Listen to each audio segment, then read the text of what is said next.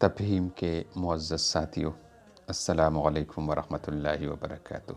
اللہ تعالیٰ سے دعا ہے کہ آپ کی زندگی مشکلات سے مکمل آزاد ہو۔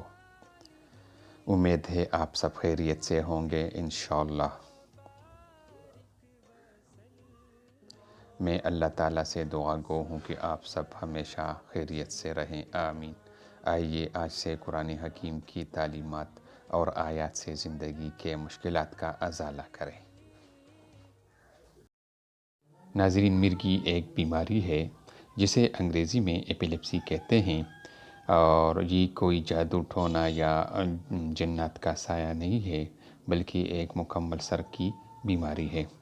تو اگر آپ کو یا کسی بھی شخص کو مرگی کا مرض لاحق ہو تو مرگی کا روحانی علاج ملاحظہ کرے۔